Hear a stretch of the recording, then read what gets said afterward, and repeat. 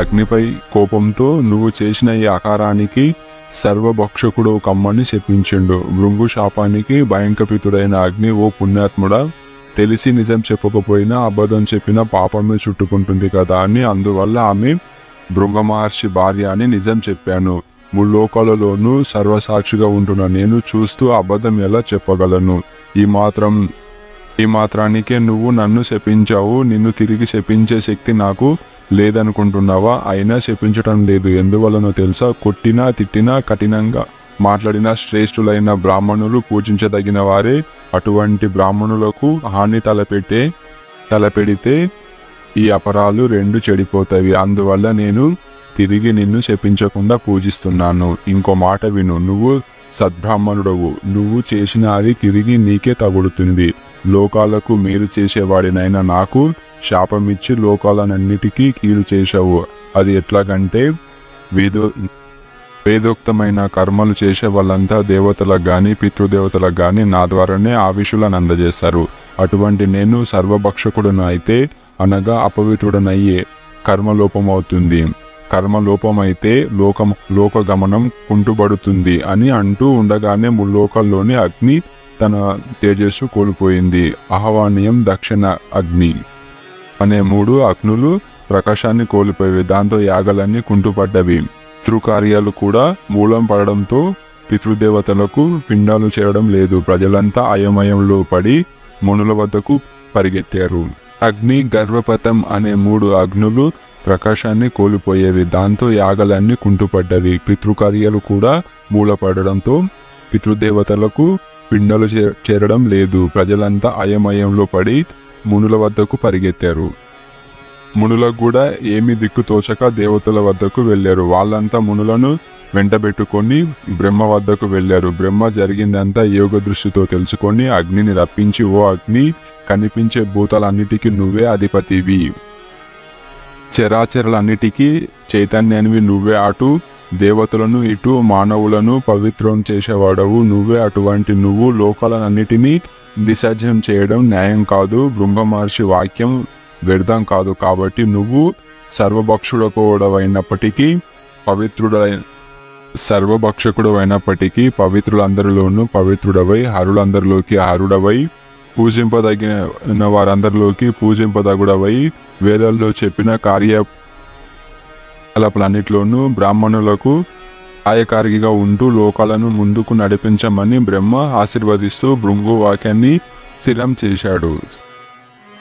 అటు పిమ్మట భృంగు కుమారుడైన చవనుడు శర్యాతి మహారాజు కుమారిని వివాహం ఆడిండు. అతడికి ప్రమది అనేవాడు పుట్టాడు. ఆ ప్రమది అమృతతో కలిసి పుట్టిన గ్రతాచిని వివాహం ఆడిండు. వారికి రూరుడు అనే పుత్రుడు కలిగిండు. ఆ రూరుడు ప్రమద్వార అనే బాలికను చూసి మోహించి వివాహం ఆడాలనుకున్నాడు. ప్రమద్వార విశ్వవసు అనే గంధర్వరాజుకు మేనక అనే అప్సరసకు జన్మించింది. స్థూలకేశవుడు అనే ముని ఆశ్రమంలో పెరిగి పెద్దదైంది. ఒక రోజున ప్రమద్వార తోటి కన్నెలతో ఆడుతూ ఉండగా పాము కాటుకు గురి అయింది. గౌతముడు, కణ్వుడు, కౌశికుడు, విశ్వామిత్రుడు మొదలైన మహర్షులంతా ఆమెకు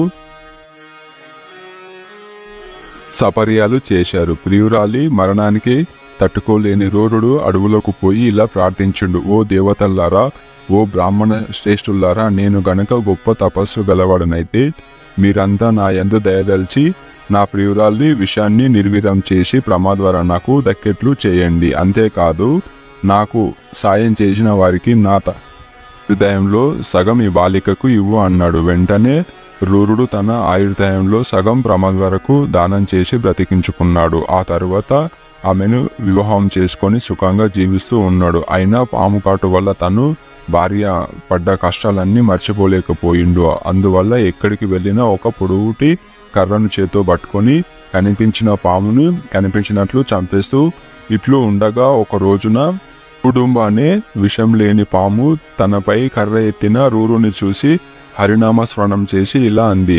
ఓ మహర్షి, నువ్వు బ్రాహ్మణుడవు, గొప్ప తేజస్సు గలవాడివి, మంచి నడివాడక గలవాడవు. అటువంటి నువ్వు పాములపై ఎందుకింత కోపంతో ఉన్నావు అని అంటూనే ఆ డూడుంబాని సర్పం ముని రూపాన్ని ధరించింది. ఈ మార్పు చూసిన రూరుడు, మునివర్య, ఇప్పటి వరకు పాము రూపంలో కనిపించావు, కన్ను మూసి తెరిచేలోపు ముని రూపంలో కనిపిస్తున్నావు, ఏమిటి ఈ వింత అని అడిగిండు. ఓ రూరుడా, నేను సహస్రపదుడనే ముని శ్రేష్ఠుడను. నా తోటి విద్యార్థి అయిన కంగుముడు అనే ముని అగ్నిహోత్రం చేస్తూ ఉండగా పరిహాసానికి ఒక గడ్డి పరక తీసి అతడి పైన వేశాను.